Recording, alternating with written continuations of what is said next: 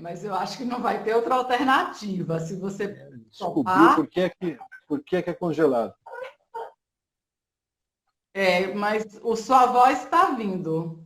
Está indo? Então vamos assim Tá mesmo. Para mim está normal, ótimo. né? Se Então vamos pudermos ir assim, é melhor.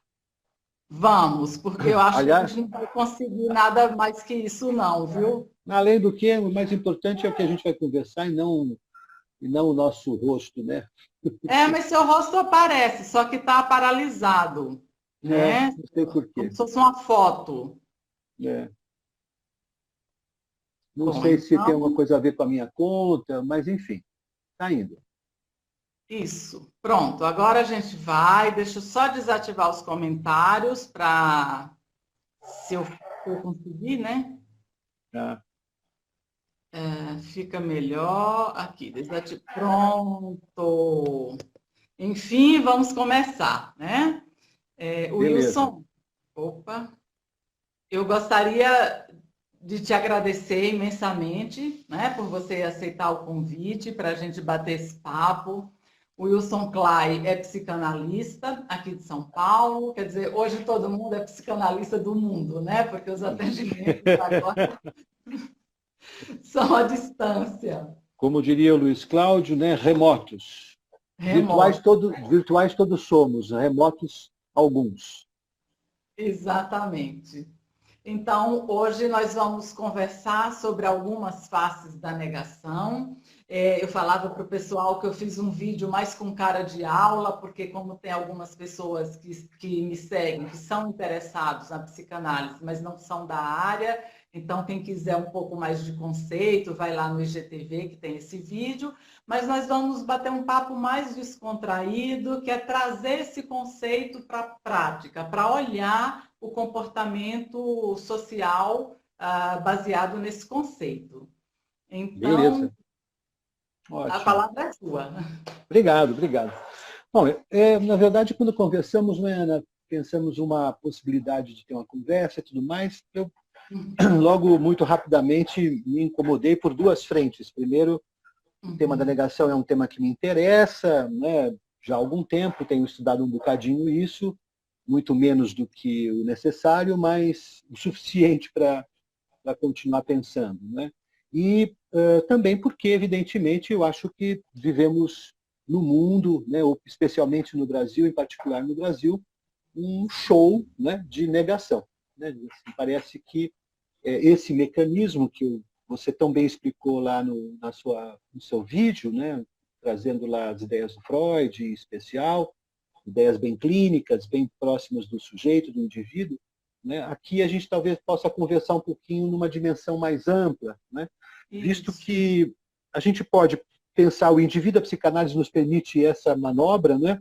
Olhar o indivíduo e dele extrair ou dele deduzir, né, um funcionamento do coletivo, do social, e é um pouco disso que eu queria fazer aqui hoje com você, né, conversar com você um pouquinho a respeito dessas preocupações que me parecem muito atuais, embora, né, o texto do Freud seja de 1925, né, quer dizer, então, né, e ele dá conta de que, né, os biógrafos dão conta de que esse trabalho já vinha maturando já há algum tempo, né?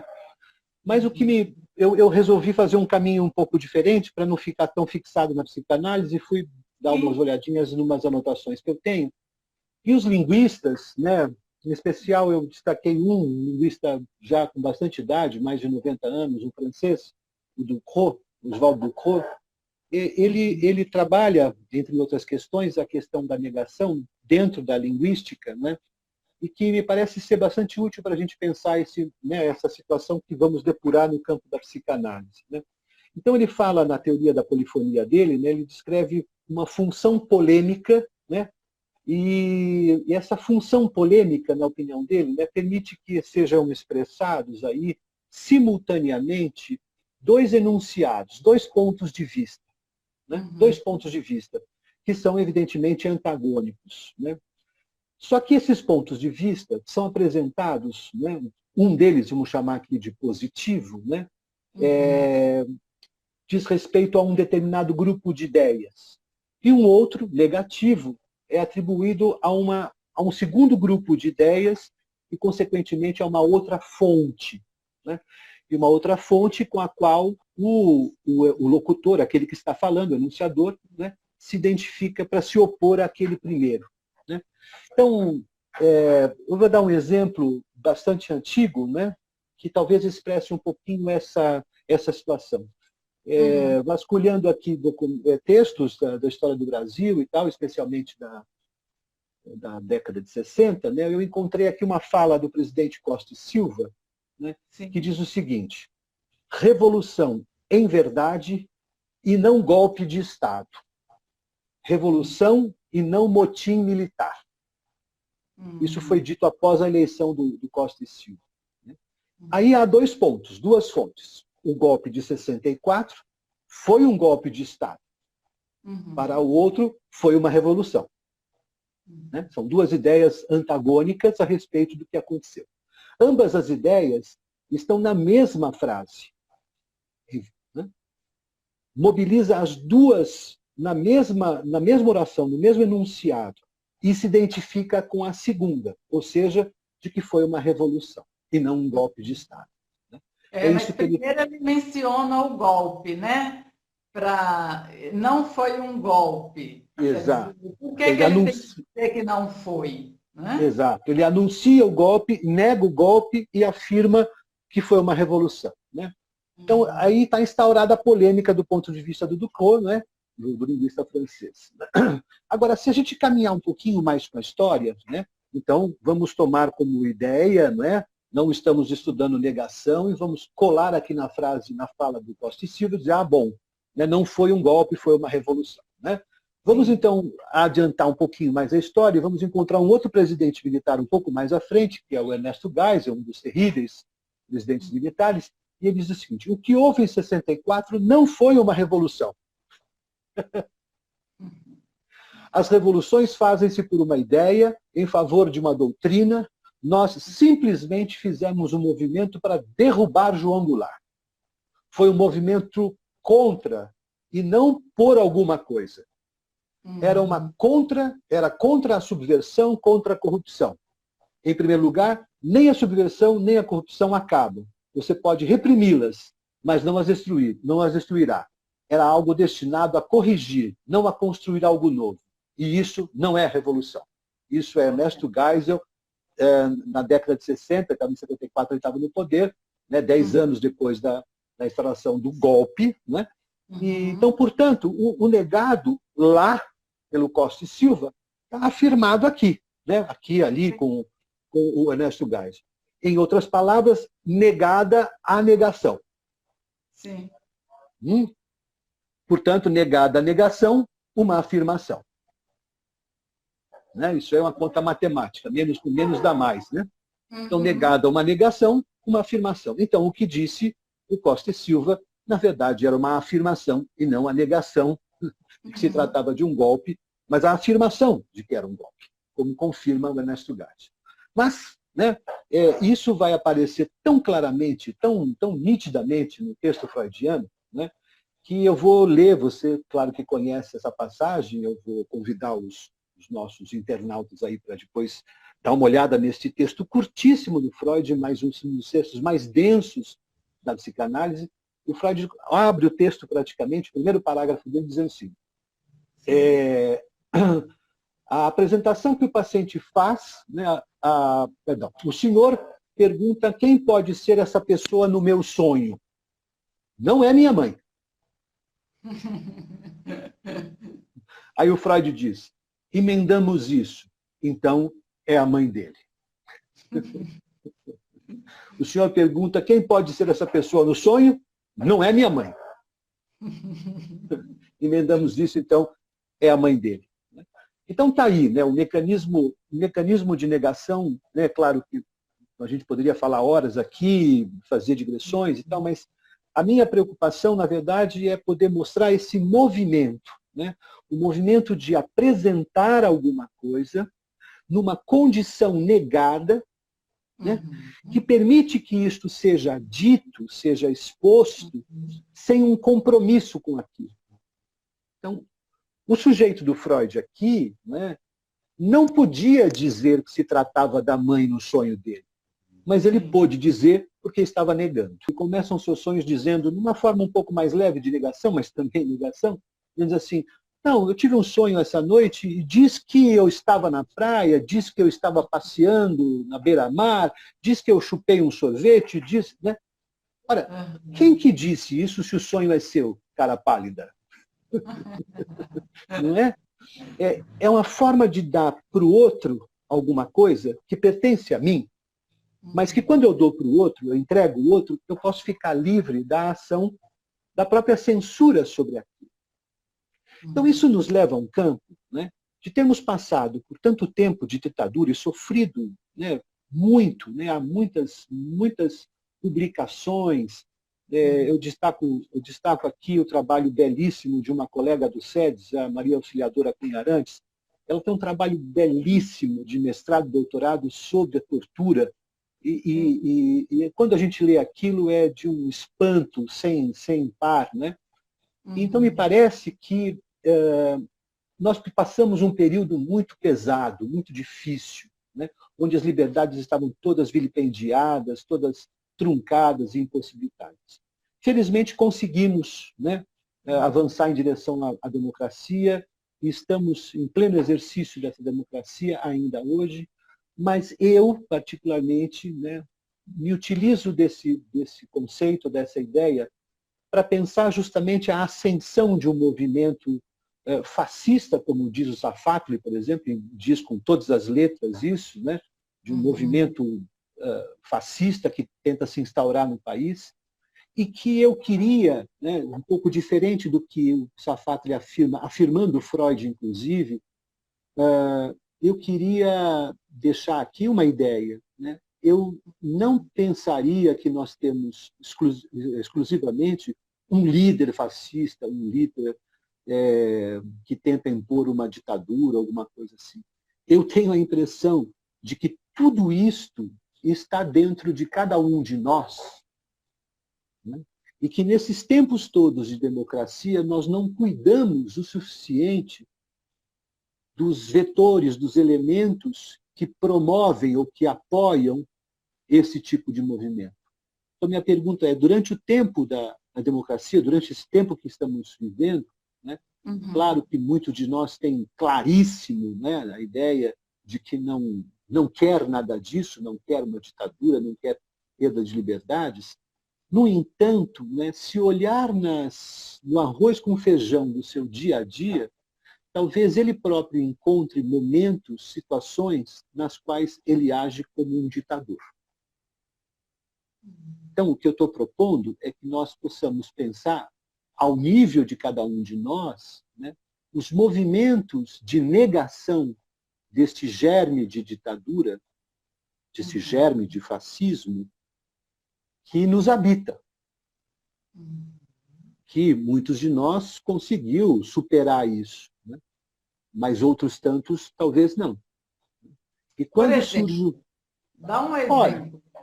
Olha, eu vou dar um exemplo pessoal, Ana. Já andei falando isso por aí, disse isso na minha defesa de doutorado e vou dizer aqui. Eu sou um homem que nasceu, né, vou dizer a data do meu aniversário porque é pertinente fazer isso, né? Eu nasci no dia 30 de março de 1964. 30 de março de 64. 31 Sim. Estourou tudo isso. Né? Isso quer dizer que eu fui uma criança educada no regime militar, escola pública, no regime militar. Né? Isso quer dizer que eu bebi, né, nessa água. E que esses valores, para uma criança absolutamente inocente, né, foram sendo colocados para mim como a verdade do mundo. O mundo é assim. Né? Cantar o hino nacional todo dia, né, em obediência, sim. Na escola. Dentro da sala de aula, me lembro com nitidez, e dentro da sala de aula de uma escola pública onde eu estudava, havia uma bandeira hasteada. E nós tínhamos que cantar o hino nacional em posição de sentido como se fôssemos soldadinhos. Então, portanto, como se este fosse um valor extremamente importante. Evidente que eu, com 10 anos de idade, não tinha crítica suficiente para isso. Mas chegando na universidade, né, chegando felizmente no curso de psicologia, isso há mais de 30 anos, eu fui me chocando com estas coisas, e na análise, evidentemente, na análise pessoal, me chocando com a presença desses valores dentro de mim. Né, que não eram valores que eu batia no peito, mas que estavam, digamos que, correndo no subterrâneo da minha vida e orientando muitas das minhas ações e orientando muitas das minhas opiniões a respeito de uma série de coisas. Né? A gente está brincando aqui em casa, né, de que agora com essa quarentena, eu estou aprendendo isso, né, de que as tarefas domésticas, já que nós não mantemos nenhum funcionário aqui, né, para preservar a saúde deles e a nossa, né, nós estamos dividindo as tarefas domésticas. Então, eu tenho, né, antes de falar com você, eu estava lavando a louça. Né? No começo, eu dizia para minha mulher assim, eu vou te ajudar. Uma frase simplória que carrega todo o sentido do machismo, de que a tarefa de lavar louça é exclusivamente da mulher. Ora, eu preciso lutar contra isso, porque a minha razão diz que não é. Eu comi no prato, eu sujei o prato, eu usei o garfo, usei a faca, usei o copo. Então eu vou lavar. A tarefa é minha, não é dela. Vamos fazer juntos. Um dia lavo eu, outro dia lava ela. O final de semana é o dia que a gente limpa a casa aqui. Hoje, excepcionalmente, não fiz isso, mas ela fez, porque justamente estava me preparando para a nossa conversa. Então, eu quero dizer, como exemplo, da presença na minha vida, né? Não me considero uma pessoa adepta desses valores, mas dia após dia eu vou me encontrando com coisas que, quando são anunciadas, eu digo, mas eu não sou machista. Ou quando tento impor a minha opinião sobre os outros, eu digo assim, mas eu não sou um ditador. Né? Eu não tenho a última palavra. A verdade não está comigo. Mas a minha ação era nessa direção, percebe? Os valores culturais, né, como o hino, a bandeira, essa cultura machista que vem da cultura mesmo, valores culturais que permeiam a nossa identidade, né? Perfeito. Especialmente eu, acho que nós dois temos quase a mesma idade, né? Vivemos nesse mundo. Né? Nossa geração, e nós não somos jovenzinhos, né? Nossa geração bebeu dessa água. Então nós, especialmente nós, precisamos olhar para o quanto é inadequado ou politicamente incorreto, né, nos manifestarmos deste modo, né, como machistas ou como coisas do gênero, como manifestarmos nessa cultura própria do militar, do ambiente militar, da submissão, né, de ambientes onde a submissão é a regra fundamental, né, e começarmos a não negar que isso também nos pertence. E sermos agentes, né, sobre a própria vida, de um encontro com outros valores ou com outros vetores. Porque, bem como diz o Zafata, isso não é apenas uma questão racional, não é apenas uma questão intelectual. Não é a regra pela regra. Isso tem afeto. Segundo o Zafata, isso implica o circuito dos afetos. Isso tudo está afetivamente posto, né, para cada um de nós. E vem do individual, né? Todo esse movimento que acontece hoje no Brasil, essa história de uma idolatria, um mito, né, com valores tão frágeis, não sei nem se são valores, enfim, um discurso tão frágil, mas que aglomera tantos ao seu redor, isso vem, acho que em primeiro lugar, do seu próprio psiquismo, né? Aí fundado, por exemplo, a gente vê a negação, aí vem junto um fenômeno de psicologia de grupo, que o Freud também explicou tão bem lá atrás. Sim, exatamente nesse trabalho do Freud, Psicologia das Massas e Análise de Eu, Psicologia de Grupo, enfim, né? Depende aí da tradução, tem uma coisa tão interessante, né, num dos capítulos lá, em que ele aborda justamente o poder hipnótico, né? Ele chega a dizer isso, porque está se referindo exatamente aos generais, aos líderes e tudo mais, né? É o poder hipnótico, né, do líder sobre a massa, né? No entanto, né, uma pergunta que eu me fiz, né, e trabalhei isso na minha tese exatamente, é quem hipnotiza quem? Né? Quem hipnotiza quem?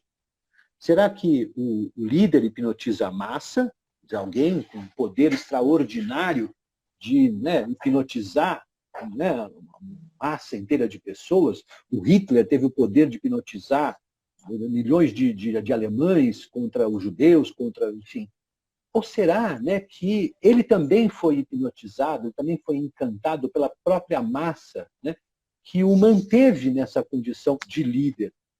É uma relação.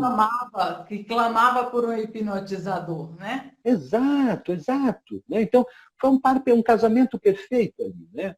Um se dizia hipnotizador, mas era hipnotizado pela massa. O outro se dizia hipnotizado pelo hipnotizador, mas hipnotizava o hipnotizador. Quer dizer, uma relação mútua. Nós sabemos desse perigo, por exemplo, na situação transferencial no consultório de psicanálise. Né? O quanto o analista pode ser, né, magnetizado, digamos assim, pela proposta transferencial do seu paciente. Né? E vice-versa. E vice-versa. Trabalhamos em prol de limpar isso de alguma maneira, né? Esse é o trabalho de escavação da análise, né? De que ninguém submeta ninguém ali. No entanto, a gente abre a porta né, e percebe que o mundo está recheado de pessoas que são... Olha, por exemplo, né, pensando aí na questão do Covid, da pandemia, Uhum. Quem será que não está suficientemente informado, né, do que se passa no mundo? São mais de 300 mil mortes no mundo todo. É um número alarmante. Né? As pessoas estão morrendo aos montes, né, nos lugares. Enfim. Né? No entanto, o sujeito sabe disso, mas ele diz uma simples frase que o torna imune à doença. Eu não vou pegar o vírus. Ora, como, né? Como? Todo mundo pode pegar, mas eu não. Comigo não. Né? Comigo não. É interessante, né? Esse efeito, né? E este trabalho da negação sobre o próprio sujeito, né? Porque, embora a gente possa dizer que tem um grupo todo defendendo que não há Covid, que é apenas uma gripezinha, né? Nós podemos perceber que no miúdo aqui, né, no dia a dia, né, as pessoas têm um sentimento de que comigo não. De que eu posso ir ali. Wilson, que eu não sei se você observou, que se discute muito mais a negação, né? Essa história, por exemplo, das pessoas furarem o isolamento social porque acreditam que não tem perigo, como você disse, comigo não. Se discute muito mais isso do que o medo de morrer, por exemplo, o medo de ser contaminado. Que no primeiro momento eu achei que isso fosse afetar mais as pessoas. E, para minha surpresa, o que está imperando é esse movimento psíquico aí da negação. Exato, do comigo não, do comigo não. Agora, o impacto, né, o impacto traumático, né, assim, violento da morte próxima ao sujeito que nega, né, o comigo não, né, é até que alguém da sua família venha a morrer ou venha a contrair o vírus e sofrer muito nos hospitais. Né? Aí parece que esse impacto, né, gera dentro do sujeito digamos assim, uma insuficiência do poder da negação. Né? Quer dizer, torna-se, vai ser preciso uma cisão muito, muito severa, uma cisão ao nível do ego do sujeito muito severa, para que ele possa manter esse sistema de negação funcionando. E aí nós estamos falando de, né, uma produção mais grave, mais complicada e muito mais severa, né, do que aquela que nos toma diariamente. Né? A negação não é um mecanismo de defesa próprio da psicose, embora seja também da psicose, mas é um mecanismo de defesa que opera entre os neuróticos, entre nós todos. Né? Todos estamos operando nesse sistema o tempo todo. Né? E ele, ao mesmo tempo que revela alguma coisa, ele nega essa alguma coisa. O que o Freud diz a respeito do texto é bárbaro. Ele diz assim, olha, eis aí um mecanismo operado pelo próprio sujeito que entrega o ouro, né? Que ele acaba dizendo o que nós estamos procurando, que é o seu reprimido, o seu recalcado, aquilo que ele não pode admitir. Então, por meio da análise, a gente vai ajudar esse sujeito a associar-se, né? A poder integrar aquele conteúdo, de certo modo, inadmissível ao resto do seu psiquismo, do seu ego. Né? Então, quando eu digo comigo não, né? Isso está fazendo menção exatamente aos medos, aos receios, à fragilidade de cada um. Né? E do quanto eu contava para algumas pessoas que o que o Freud diz a respeito do texto é bárbaro. Ele diz assim, olha, eis aí um mecanismo operado pelo próprio sujeito que entrega o ouro, né? Que ele acaba dizendo o que nós estamos procurando, que é o seu reprimido, o seu recalcado, aquilo que ele não pode admitir. Então, por meio da análise, a gente vai ajudar esse sujeito a associar-se, né?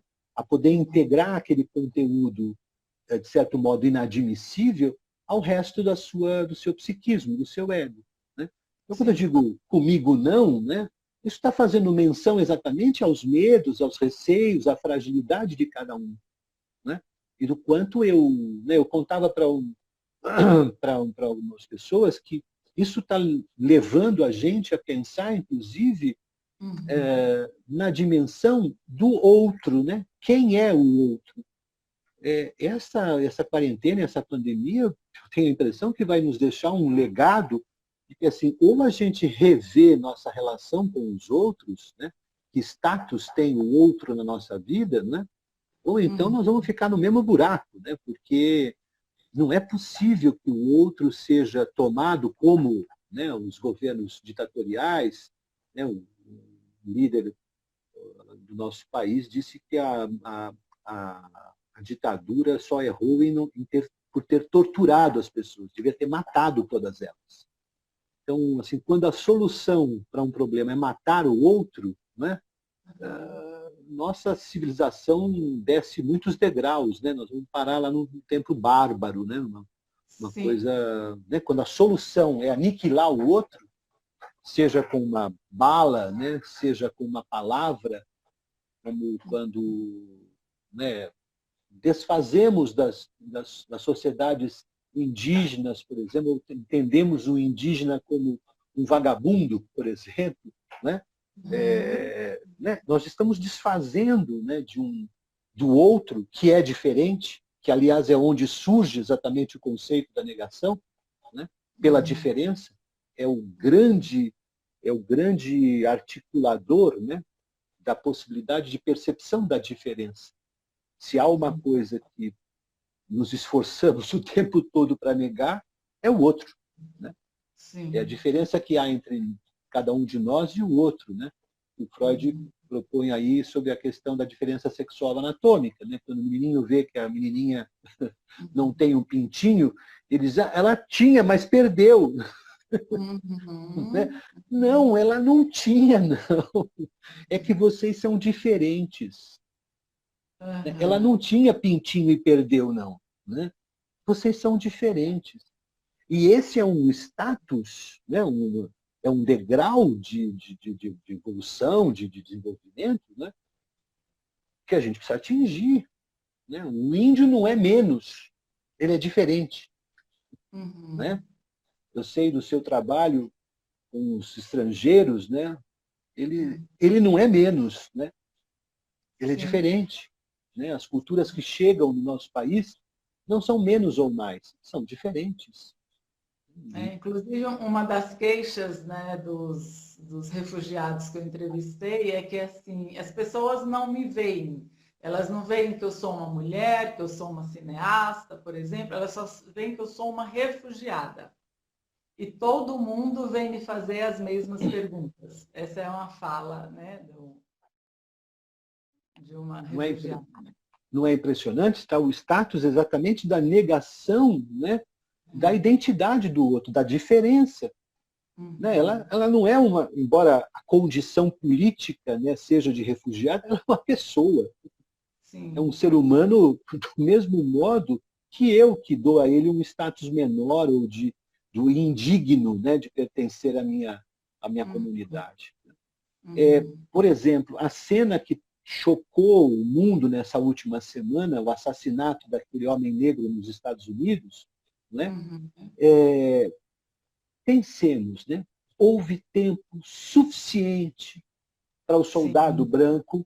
decidir por tirar o joelho do pescoço do rapaz. Uhum. Além do tempo suficiente, houve os pedidos do próprio homem que estava sendo sufocado ali, de que estava perdendo a respiração. Então, né, que processo se deu dentro daquele soldado para que aquilo fosse levado a cabo? Né? Então, é importante, né, a gente pensar, os Estados Unidos, infelizmente, não é um bom exemplo para as diferenças, para o convívio com as diferenças, especialmente no que diz respeito aos negros, né? Mas, mas eu fico olhando para aquela cena e digo assim, o que está passando na cabeça daquele soldado? Quando, inclusive, o homem que estava preso ali, ele não era aquele que eles estavam procurando, era um outro, Uhum. não é? Mas ele não podia se enganar, né? Nesse ponto, talvez uma espécie de negação, né? Eu fui lá para prender alguém que eu procurava. Eu tenho que voltar com esse alguém, ainda que não seja o próprio, né? Mas põe Pois um é, outro no lugar. pois é, exatamente isso, né? E aí só tem eu na cena, né? O outro está negado do mesmo jeito. Não tem Uhum. história, não tem identidade, não tem motivos, não tem razões. Ele é apenas aquele que eu tenho que prender, ainda que não seja, né? Uhum. Ainda que não seja. Né? Mas eu não posso me enganar, né? Eu não Não posso posso me perder a negar. minha viagem. Uhum, uhum. Exatamente isso, né? Exatamente isso. Então, todas essas coisas, nós estamos no século XXI, né? 2020, né? A gente Uhum. precisa fazer alguma coisa, não só olhando para frente. A psicanálise nos ensina isso, não é, Ana? Olhar para Sim, frente é muito importante, né? Mas sempre sabendo que a gente leva bagagens. exatamente. Não é? E que quando você chega em algum lugar, na próxima estação que você para, você trouxe as bagagens, né?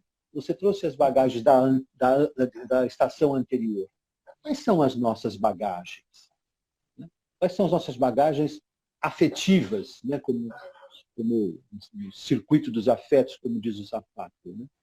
Então, me parece extremamente importante isso, né? Importante que nós possamos olhar para... Esse é um fenômeno, e nós estamos com uma conversa aqui de 1 hora, que não dá para a gente explorar, né, a profundidade do trabalho do Freud sobre a negação, por exemplo, e Sim. a infinidade de trabalhos que foram feitos sobre esse tema, Uhum. e que são feitos ainda sobre esse tema, né? Mas eu destaco a importância, né, daquilo que corre num inconsciente social, né, e que faz parte da transgeracionalidade. Uhum. Que o Né? Caes fala tão bem, né? Psicanalista francês. Exatamente, exatamente. Quer dizer, como é que a gente pode não olhar para isso? O Freud foi pioneiro, né, foi brilhante na consideração disso, né, na consideração de que, inclusive, muitos de nós, em diversos aspectos da nossa vida, estamos de âncora presa num porto já passado. Né? Sim. Somos um barquinho que navega até o limite da corrente da âncora. Né? E como é que a Uhum. gente avança? Ficamos Uhum. ali nas redondezas, nós vamos ficar o tempo todo aqui. Né? É verdade, né? Alguém disse essa semana que nossas instituições são hoje muito mais fortes do que eram há 30 e tantos anos atrás. Então a gente pode, né, fazer frente, temos leis mais sólidas, temos todos os problemas, sim, mas temos instituições mais fortes que podem debater. E olha, que ninguém nos ouça, não é, Ana? Só nós dois aqui conversando, né? Há um lado positivo nesse surgimento, né, nesse retorno do recalcado. Eu chamo de retorno do recalcado esse movimento que hoje está na presidência da República. Né? Por mais duro que seja isso, nós estamos tendo a oportunidade de rever, né, os nossos valores democráticos. Sim. Não é verdade? Quer dizer, Sim. nós estamos aqui discutindo o quê? Né? Nós não estamos discutindo a cor da parede, né? Nós estamos discutindo valores democráticos. saúde mental. Uhum. Né? Estamos discutindo saúde mental. Poderíamos estar discutindo a cor da parede, né? Poderíamos estar discutindo, sei lá, né? Outros temas Mas o nosso menores. tempo de trabalho é árduo, né? Ele não fica na superfície, na cor da parede, né? Ele desce lá no inconsciente. Exatamente. Né? Num nível que está presente, nós bem sabemos disso, né? O inconsciente não é o quarto ao lado, né? Que eu posso trancar a porta e nunca mais olhar. Né? O inconsciente é alguma coisa que está absolutamente presente no nosso dia a dia, no nosso tempo, né? E que deve ser levado em consideração. Deve ser levado em consideração. Nós sabemos, né, dos efeitos, por exemplo, das gerações futuras aos sobreviventes do Holocausto, que hoje os que estão vivos têm perto de 90 anos, 80 anos, né, de idade, né, e que, portanto, felizmente conseguiram sair livres daquele inferno, né, que, né, que tanto fica sendo contemplado aí na atualidade. Nós estamos revendo exatamente isso para que não aconteça aquilo que aconteceu com os descendentes dessas pessoas. Que porque a dor foi tão forte, muitos netos e muitos filhos não tiveram acesso na profundidade do que passou o seu pai ou o seu avô. Então há um silêncio em algumas histórias, né? Uma espécie de uma lacuna, né? Sobre aquilo que passou o vovô, que passou a vovó, etc., para poder se manter vivo, porque são histórias terríveis. São histórias terríveis. Né? Né? É isso um homem? Né? Não é isso que o Primo Levi falou? Né? É isso um homem? É isso aí um homem? Homem é isso? Né? Muito duro, muito duro. Não adianta dizer, mas isso já acabou, não tem mais nazista, não, né? O Hitler já morreu. Como se fosse uma pessoa. Né? Como se ele tivesse feito tudo sozinho. Como se ele tivesse feito tudo sozinho. Né? A guerra acabou, né? A guerra acabou em 45, né? Prenderam lá uma porção deles, muitos escaparam, né? Muitos vieram aqui para a América do Sul, inclusive meu personagem de tese lá que você acompanhou, não é? O Adolf Eichmann veio aqui para a Argentina, se escondeu sob pseudônimos, nomes falsos, vida falsa, mas, né, assim, desejava a todo custo encontrar parceiros para que ele pudesse contar as glórias, né, das mortes que ele organizou. Né? Então, o nazismo estava vivo aqui, né? Inclusive com o apoio do governo argentino à época. Né? Estava vivo aqui na Argentina, aqui do lado. Aqui do lado. Né? Isso na década de 60. 60. Então, né, é importante que a gente pense ou observe, né, ou olhe, por exemplo, o quanto o passado não passou. Sim. O quanto ele insiste em permanecer, né, com uma série de movimentos. Você começava falando, né, da negação da ditadura militar. Isso foi retomado na atualidade. Essa frase está sendo pronunciada por aí. Que Pois ali é. não teve golpe. Pois é, pois é. Olha, você veja o absurdo de um dos... Teve um sujeito um manifestante pró-ditadura, né? E reclamou com um jornalista porque ele dizia assim, isso aqui é um absurdo, essa polícia militar batendo na gente, impedindo que a gente se manifeste. Né? Eu quero o AI-5. Ele acha que vai encontrar o quê nas 5? Flores? Pois é, né? Quer dizer, isso é a expressão da negação. Isso é uma manobra mental, né? Assim, o AI-5 é bom só para mim. Né? O Covid-19 pega em todo mundo, menos em mim. Né? Então, o que eu estou dizendo, né? O que eu, promotor do AI-5 aqui, estou dizendo que vai ser bom para mim, porque vai fazer tudo o que eu quero. O Freud diz, né, que toda a razão desse funcionamento visa a preservar, essa é uma leitura inicial, né, visa a preservar o prazer. Né? Quando o cara diz lá para o Freud assim, o senhor está pensando que é minha mãe, mas não é minha mãe, não é no meu sonho. Então, o que ele está dizendo? Olha, não põe minha mãe na história aqui, porque eu não vou aguentar olhar para isso. Então, eu vou ficar aqui na posição conhecida, prazerosa, tranquila, né, do que olhar para isso. A ditadura pela qual passamos foi terrível, sem sombra de dúvida, mas, por exemplo, minha colega Maria Auxiliadora fez questão de levar à universidade a pesquisa desse tema. Há pouco, né, tivemos aí a Comissão da Verdade, que expôs, né, para todos, né, como se processava a morte, como se processava o desaparecimento das pessoas, das formas, né? O pai do presidente da OAB, por exemplo, desapareceu. Uhum. E todos nós sabemos da importância de enterrarmos os nossos mortos. Sim. Agora imagine alguém que não pode enterrar o seu morto, né? Não pode sequer saber quando morreu e se morreu.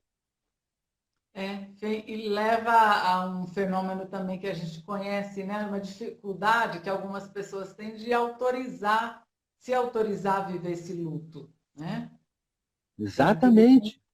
Algum lugar que acredita que essa pessoa pode bater a porta a qualquer momento. A qualquer momento. Né?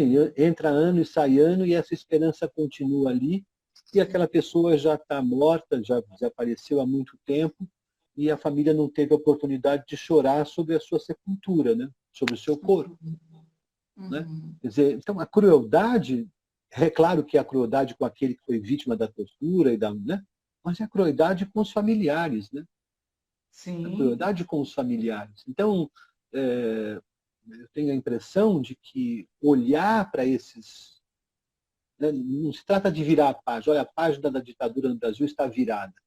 Na minha opinião, não está virada coisa nenhuma. E a prova de que não está virada é o que nós estamos vivendo hoje. Sim.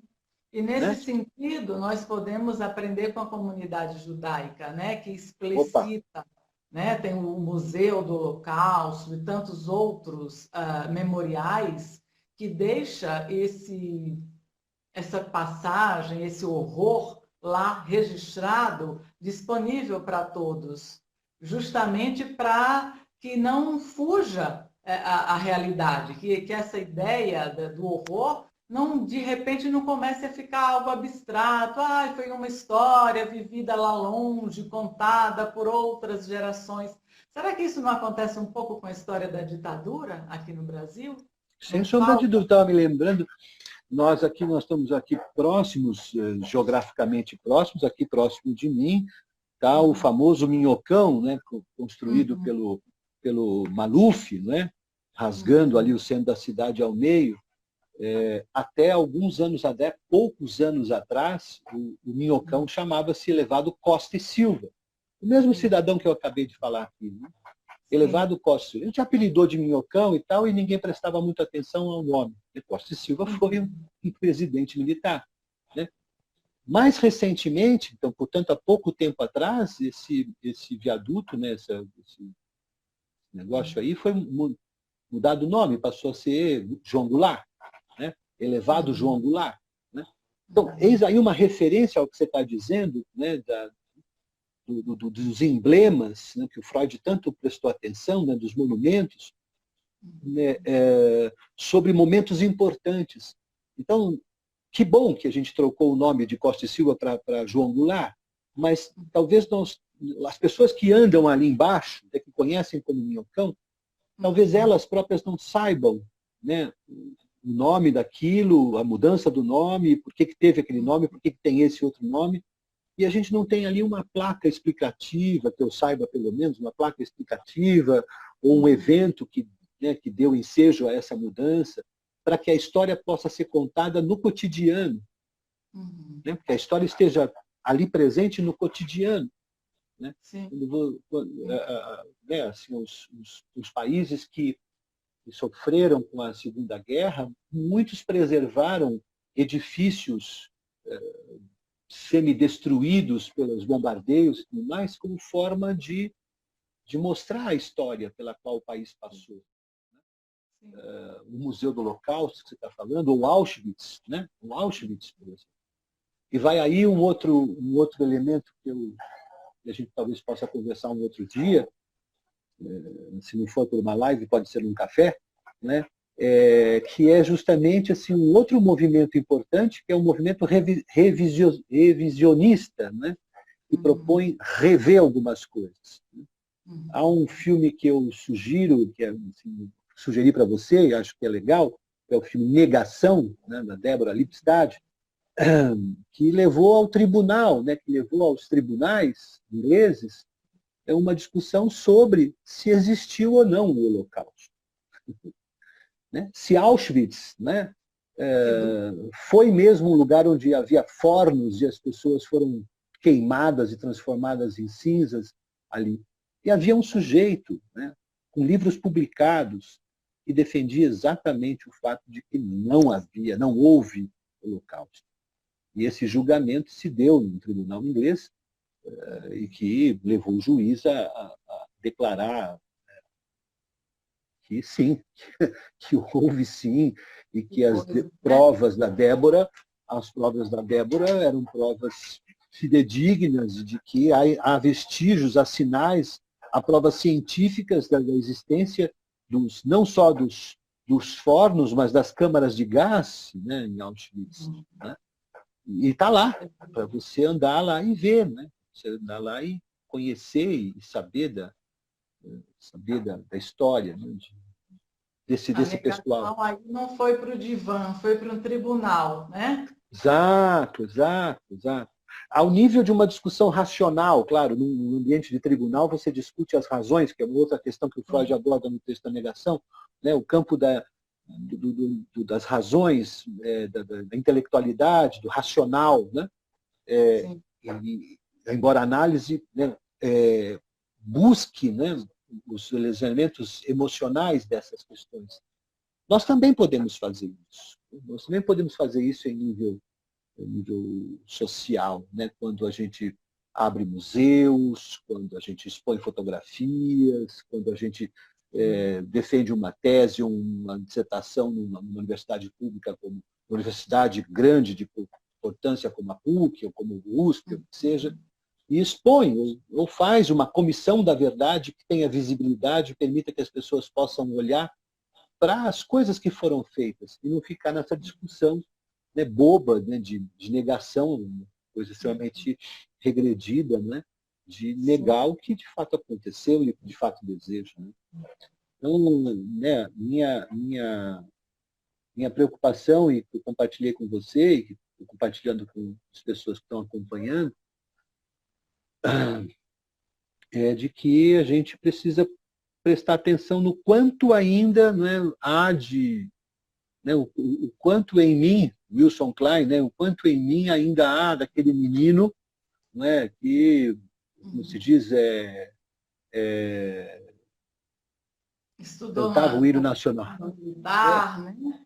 Exato, e que hoje, exato. Wilson, a gente vê que esse grupo que clama por essa volta do autoritarismo, né, que defende o retorno das escolas militares, ou da militarização das escolas públicas, que é pior ainda, né? Sem dúvida, sem dúvida. E aí, nessa direção, né, você sinalizou ali casos mais graves de negação. Me lembra o que se está chamando de gabinete do ódio, acho que é isso, né? Gabinete do ódio. E que teria essa indústria de fake news, né? Que tem uma coisa organizada para disseminar notícias falsas, né? Com um esforço desesperado de que há, entre aspas, a sua verdade, né? Prevaleça que ele quer acreditar. Então, por exemplo, correu fortemente há cerca de um mês que as mortes por Covid aqui em São Paulo era o governador obrigando os médicos a falsificarem os atestados de óbito. E tem gente que que acreditou piamente nisso. Sim, sim, sim. Então você vê, né, quer dizer assim, essa dispersão, essa negação aí no sentido próprio dessa fala, né, dessa ilustração do linguista, né, porque isso tem um propósito, né, tem uma estratégia de propaganda, né, do atual governo e tudo mais. Né? Da mesma forma como o Trump declarou que toma óxido de cloroquina todos os dias pela manhã, né? Quer dizer, fazendo propaganda essa ideia de que isso faz bem e tal, e laboratórios no mundo inteiro dizendo que não é, que é perigoso, faz mal para o coração, etc, etc. Enfim, Uhum. vai na mesma direção, né? Vai na mesma direção. A Mas produção você não de acha, ideias... Oi? você Não não entendi. acha que nesses casos aí extremos tem uma ligação estreita com uma estrutura perversa? Sem a menor sombra de dúvida. Sem a menor Né? sombra de dúvida, né? A gente pode pensar, por exemplo, a questão da tortura, ou como disse essa pessoa, né? Assim, que o erro da ditadura foi torturar, né? Porque deveria ter matado todas as pessoas, ou quando Uhum, disse, né, não estupro você porque você é feia demais, né? Ou coisas do gênero, uhum. né? Nós estamos falando de uma certa dose de prazer, né? Sobre alguma coisa assim, declaradamente proibida. Eu não posso matar as pessoas, não posso sair matando as pessoas, e nem tampouco sair por aí estuprando as pessoas. Né? É evidente que não. Né? Mas Sejam bonitas admitir, ou feias, né, na é opinião claro, dele. não interessa, né? É o outro. Né? Esse não é o critério. Não é esse o critério. Né? Então, de alguma maneira, quando alguém propaga uma ideia dessa, há uma dose de prazer justamente no acossar da lei, né? No provocar a lei. Né? Como se eu pudesse, né? Eu posso matar o outro. Né? Eu quero ver qual é a lei que vai me impedir de fazer isso. Né? Então você não sabe muito bem se o sujeito está matando o outro porque quer matar o outro, né? Ou está matando o outro porque ele está desafiando a lei. Né? E tem prazer em fazer esse desafio. Né? E há uma experiência de satisfação em fazer isso.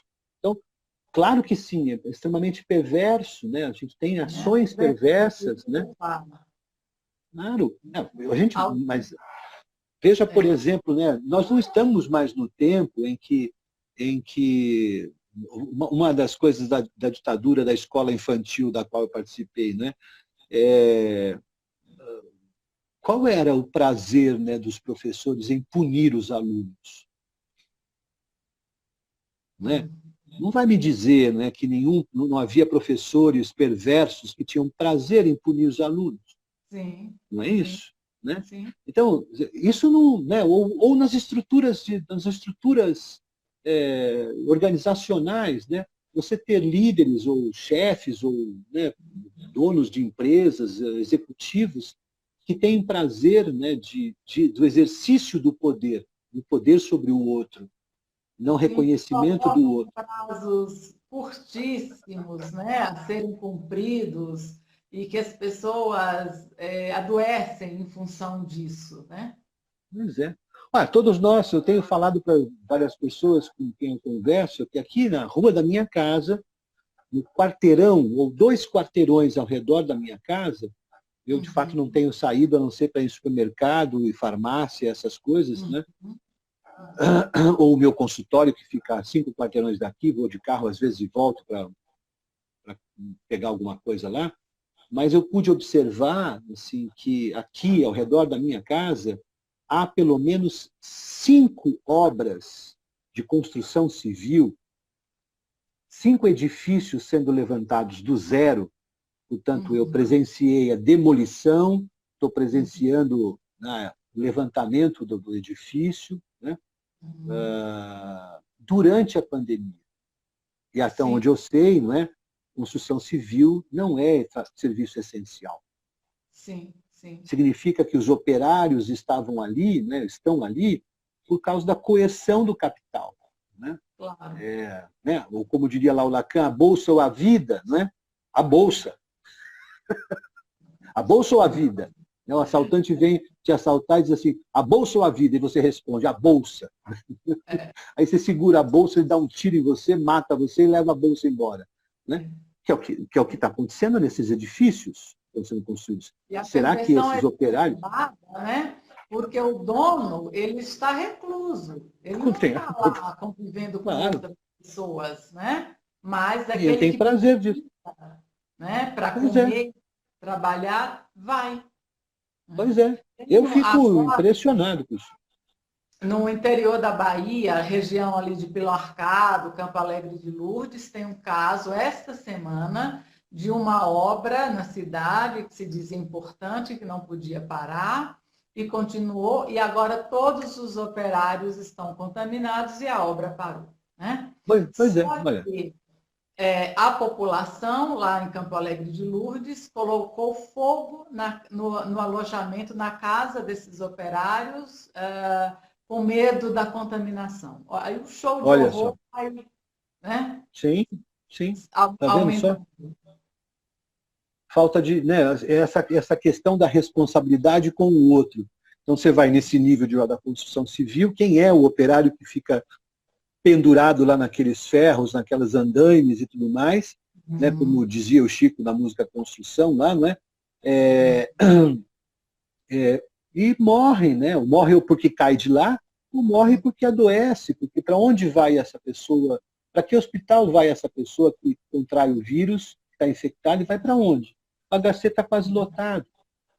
O HC está com lotação quase no limite. Né? E onde vai? Bom, mas como você disse, o dono da empresa, né, não pode parar. E assim vai, escolas desse jeito, né, estão desse jeito. A negação pode custar a vida, literalmente, né? Claro que sim, claro que sim, claro que sim. Né? Tenho acompanhado alguns jovens psicólogos em supervisão aqui, né, que têm dito assim que os planos de saúde, né, que financiam os atendimentos conveniados, não estão aceitando atendimentos remotos. E é plano de saúde, imagina se não fosse de saúde, né? Pois é, pois é, pois é. Então o negócio está acima da vida. Né? Então qual o exercício que a gente tem que fazer, nós, sei lá, um pouco mais, de uma geração um pouco mais antiga, ou um pouco mais tarimbado, né, com esses meninos jovens, né, ajudá-los a pensar nessa questão, a bolsa ou a vida, né, ajudar a pensar que eles são agentes de saúde, né, eles são agentes de saúde. Né. Eu vejo, por exemplo, a preocupação da universidade onde eu trabalho, né, em apesar do isolamento e respeitando essas coisas do isolamento, rigorosamente respeitando, né, da preocupação do curso de psicologia em especial, não sei dos outros, mas de fazer um contato pelo menos telefônico com as pessoas que começaram a ser atendidas, a fim de dizer que está tudo bem com você. Isso é humano. Né? Isso é humano, né? Não é atendimento telefônico, não é psicoterapia por telefone. É uma ligação. Olá, você está tudo bem com você? Está se protegendo direitinho aí? Então tá bom, muito obrigado, tenha um bom dia. Quando pudermos, a gente se encontra. Isso é humano. Né? Isso é humano. A gente precisa colocar o humano à frente da bolsa, né? A vida à frente da bolsa.